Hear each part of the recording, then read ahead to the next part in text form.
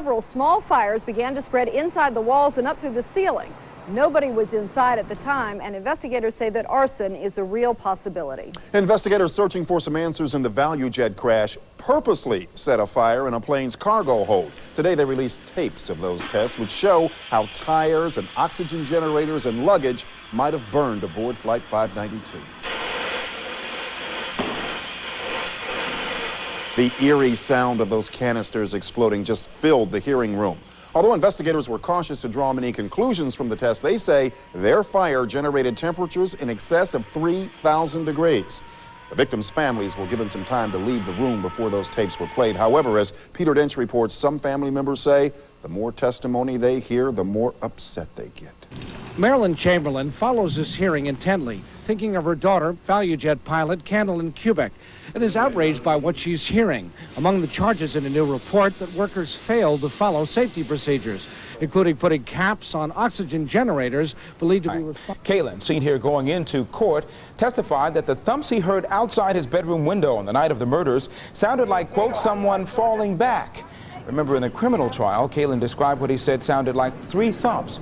He also testified that hours before the murders, Simpson complained that Nicole was playing hardball over access to the couple's daughter, Sydney. In South Florida, opening statements underway in the high-profile murder case, the murder trial of the alleged Tamiami strangler, Rory Condor. Overcrowding. They're telling developers no more concrete for houses until you build more schools. NBC6 education specialist Ed Odell is in Weston with details on this plan, which has been talked about before, Ed. Steve, it's been talked about, and now it's been implemented. When a developer showed up at the brand new City of Weston's commission meeting last night, he got the shock of his life. He wanted to build homes that would bring in more than 100 new students to classrooms that are already 175% overcrowding. Well, the commission told him you can't build any new homes unless you build us some classrooms. All over Broward, parents like Leah Guhara are fed up with overcrowded conditions in public schools. In upscale communities like Weston, parents can afford to change to costly private education. Because I moved to Weston because of the community. And I wanted to have my kids be able to ride their bikes to school just like we're doing right now. Unfortunately, I'm looking into other alternatives at this point.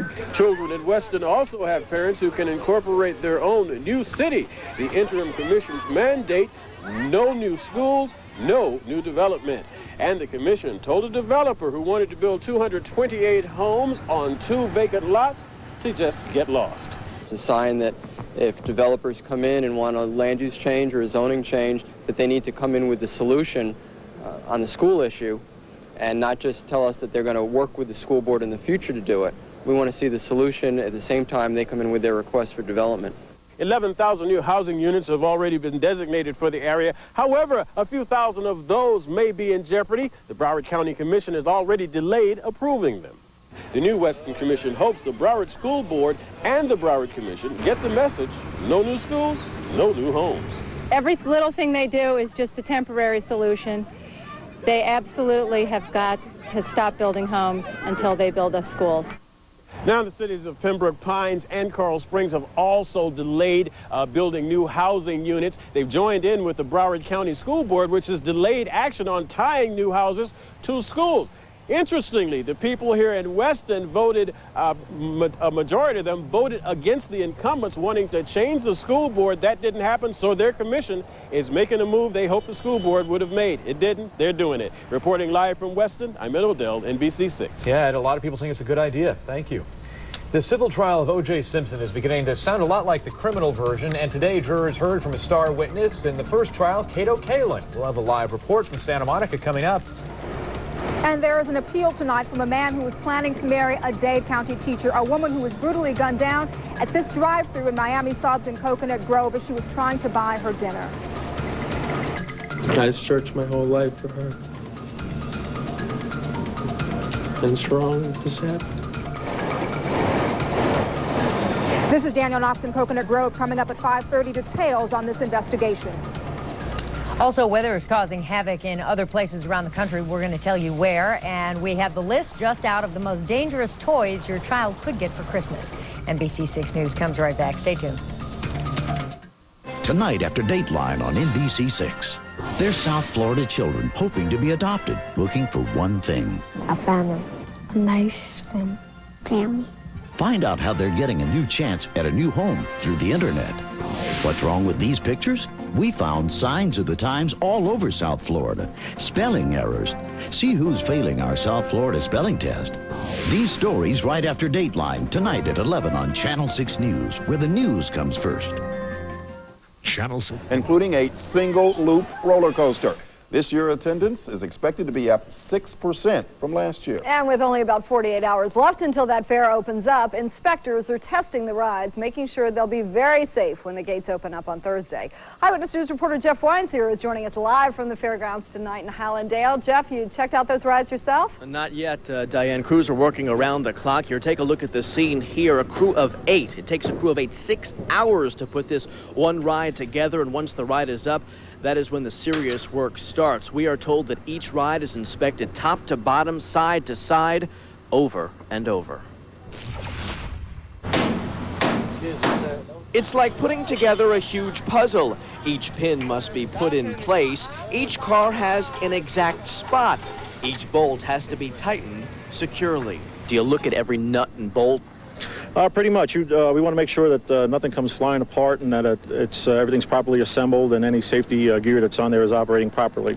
Crews are working around the clock to put each ride together. When the Midway opens, 62 rides will line the Broward County Fair. But before the fun starts, there's some serious inspecting going on. We try and look at every single piece on there. If we can get it before it gets put together, which is why we're out here early. In fact, each ride will be inspected 3 different times. One time by Amusement of America, who owns the rides. One time by a private company hired by the Broward County Fair. And state inspectors will be here first thing in the morning. Even after the rides are up and running, they'll be looked over continuously. Well, we have ride foremen on each ride, and they do a daily pre-opening inspection where they'll check the ride out, all the key components, and they'll run it prior to putting people on it. Myself, wherever I'm working at a fair, I make sure that I'm going to be able to put my children on it. If I can't put my children on it, the ride's not going to open.